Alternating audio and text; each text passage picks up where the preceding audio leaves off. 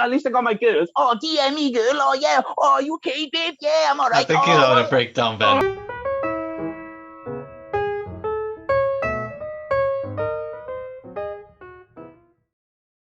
Hello, and welcome back to another Awkward Trio podcast with me, Aaron, your good buddy Mike, and our glorious leader, Ben.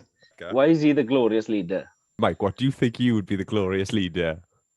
Well, I thought this was my podcast. How have you both been? How's your week been? Yeah, my week's been all right. Kind of been full on in work in a sense. But yeah, that's about it actually. My week is not very ambitious apart from that. Went for a nice walk as well. A little hike up the mountain. Oh yeah. Came back sunburnt all over, but it was worth it. Oh no, but it was a hard climb. Like, Did you walk far then? like after halfway to Ponty. What did I wear? All uphill, like I got up there, smoke everywhere. But the firemen then trying to put the fire out. Stranded up there, like. Whoa. Wasn't as desperate as Mike is making it out, but yeah, okay. No, and I was trying to be, walking slow motion, like to a heroic song. And he puts like techno on, trying to walk heroically, No, you weren't. Going. Hold on a minute. We had to stop, 5 times on the way. Like, I was talking, and I was like, yeah, well, Mike, you've never been one for walking like that. Like it just reminds. I'm getting flashbacks of Duke of Edinburgh where you were slacking behind, and then we got to the point where we were stopping every 5 minutes because you just couldn't keep up. And then it got to the point where it just broke you. And I remember you sat down and we were ready to go. And you're like, oh, boys, come on, just give me 5 minutes. And I went, Mike, see that massive mountain over there? He's like, yeah, we're going to walk up that. And then Mike just goes, I've never seen a mountain make someone cry. Do you know what the funny thing about it was? The fact was, when you do Duke of Edinburgh, okay, you had to do like a trial one first and then do the actual one. So Mike did the trial one and he failed. So basically he gave up. So he did like it the first day and then he couldn't do no more because he had rash on his groin, right? Oh, it's severe. I still got it. So we carried on walking the next day, and then Mike was there at the campsite, just bravely be there, enjoy your life, like we turned up, right? We done a whole day's walk, and he's there in a chair, like just feet up, loving life, right? I kid you not, he did more walking on that campsite than what he did on the whole expedition. But the one thing that I remember that I love and I laugh at all the time is when we were walking past like the electric fences. And we just said to Mike, right? You said, Mike, look, if you touch the fence and jump, you won't get electrocuted. And he was like, no, it doesn't work like that. It doesn't work like that. So Mike does it, holds it, jumps. And he's like, oh, yeah. And then by the time you hit the ground, you forgot to let go of the fence. You could swear Mike had just been shot like 50 feet in the direction. He's there like having a fit on the floor. Like, well, no, it hurt. Like, it took me down. It's the timing, it. It was hard to do. Timing is hard to do. It's just to let go before you hit the ground. Literally, Mike, it's only meant to be a second. He was there for like 5 seconds on the floor dancing. Like, when I saw you guys, because obviously I came back, then I saw you guys on the weekend. And when I came back and when I looked at you guys walking in the distance, I had to double look because I thought when I saw Mike, right, he was dressed in like a Vans t-shirt that I gave him, right? That I gave him like 5 years ago. Overstretched, right? It needs to be binned, if I'm honest. It's crying to be just put down. And then I look at Mike and I look at him again. I'm like, oh my God, he looks like a middle-aged man. I have to have it. Look, I'm going bald, man. Because you're shaving it all the time. Yeah, because if I don't shave it, it just goes... Grows? Well, yeah, but it doesn't go curly anymore, like my old days. Like, Mike, what have you been up to? It's been a roller coaster of a week, like. Go on, tell us why. I killed a squirrel this week. How did you? What happened there? I was on the way to work, and I saw 2 squirrels coming out. And I went, whoa! And I swerved. And one of them went over, and I ran over the husband or the wife. And I stopped the car, I looked in the mirror, and it's like, he's twitching, like. And I was like, oh my God, what do I do, like? And, I felt so bad. I couldn't run over him again. Like, I had to leave him there. Imagine he's like Johnny, no. To be fair, okay, yeah, you feel guilty, understandable. Of course, you don't want to kill a squirrel, but squirrels are vicious. Okay, that's one point. Squirrels are vicious. It was an empty road, like, and I passed the road today, and it wasn't there. Someone's finished a job, I thought, like. Only up from here, I suppose. I went for McDonald's today, a large Big Mac meal. Yeah. And there was a free Big Mac on the app. Right? Oh, okay. I said, could I have both orders in the same bag? Like, yeah, sure. Gave it to me, blah, blah. Drove off, ate the Big Mac on the way home, went back, came back here. They hadn't put Haz's Big Mac in there. Oh, no. Why didn't you check the bag? Most people do. I asked them before I left, are they in your both Big Macs? Yeah, check it though.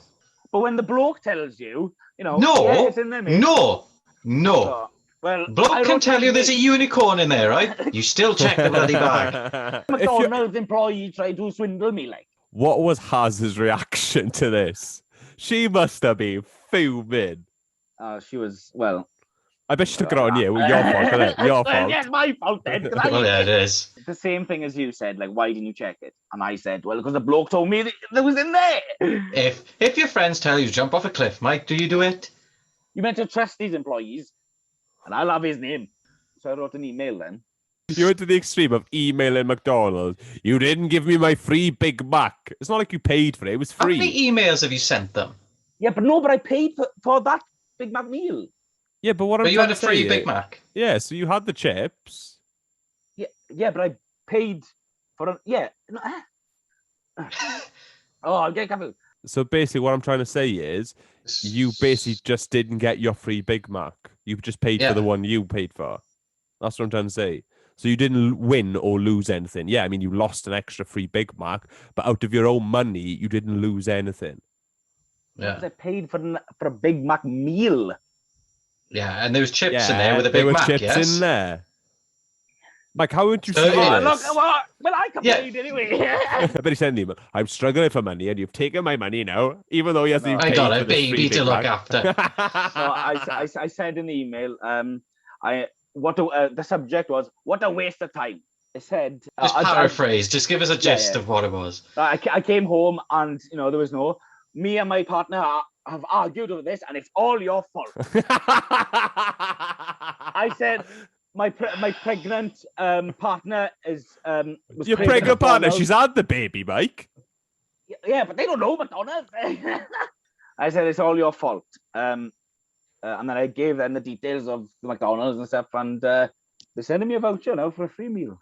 They've messed me around in the past, like. No. Right. So let me get it straight then. So the week started by killing a squirrel, and then you had a Karen moment in McDonald's.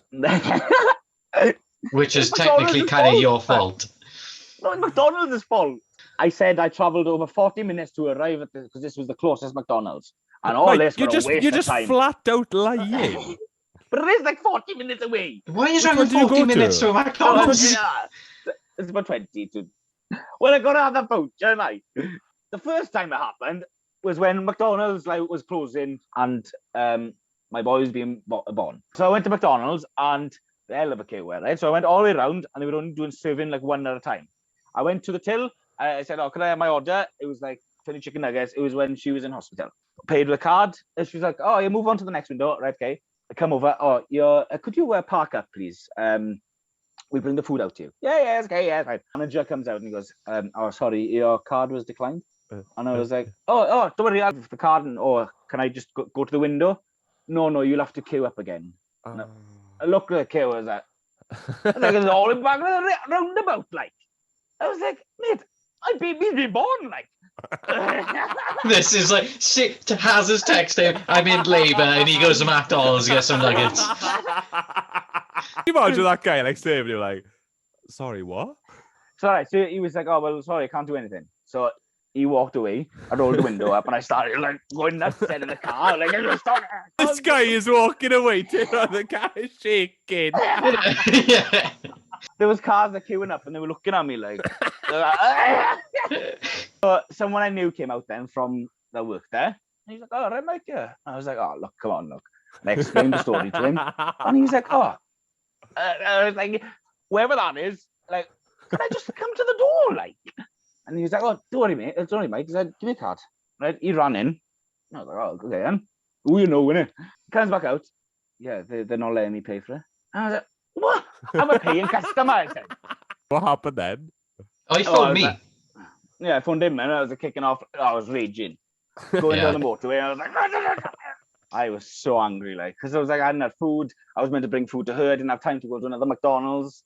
If I was a driving scene, it would have been intense music, like, and quick cuts of like. No, that email went on and on and on because, like, I was saying, I want the employee name, the manager. It's like, my baby was being born, and I couldn't feed my wife. The other part of the story I'd like to point out is that his car got declined for 20 chicken nuggets. So let's finish it because we've only got 5 minutes left. Let's finish it on an unpopular opinion. Mike, what's your unpopular opinion of the week? Right.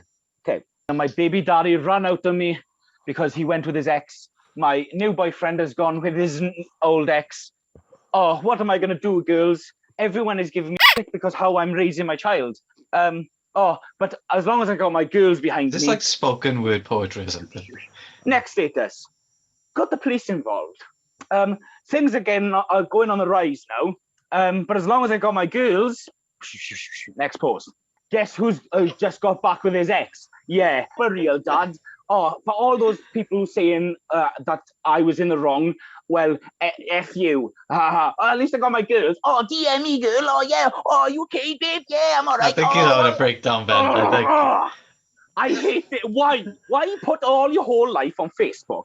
So other people can be like, oh, babe, what's wrong with you? Oh, DM me. Oh, yeah. Oh, you right, babe? Yeah. Oh, he's just been like cheating on me all the time. Well, fuck him, babe. You can have something there and that. Oh, you're right, babe. Yeah. Oh, like, I'm there for hours.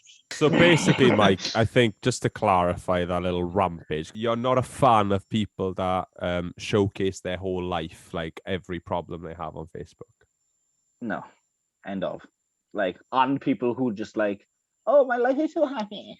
Just when people put their lives on Facebook when it's unnecessary, because like, there's no need for people to know every detail that goes on in your life, right? Okay, be happy on there, yeah, but just don't drill it into people's like. People don't want to know what you've had for food. Like, that's what I don't like. All these people, oh, pub, oh yeah, let's take a picture of a pint, because we haven't seen it in like years. And yeah. So, like, what's the whole fuss about going to pub? Like I bet the things will sit outside in the garden, down in the rain, taking photos of my pints. Like, these people putting up, 21st of June, what music are you listening to? I wrote back, what's happening 21st of June? Someone said, oh, pub's open. And I was like, and? I'm just going to be sitting in the garden? Why would I want to put the bloody song on? Oh, 21st of June, I better put the Michael Jackson on. Oh, let's go to the pub. No, it's just... Oh, honestly, it really annoys me. Like, he's cracked, Darren. He's cracked. Oh, bloody hell, Mike! Thank you for a wonderful episode of the Awkward Trio podcast. It's been a lively one this time, so we hope you enjoy, and we'll see you next week. Bye-bye.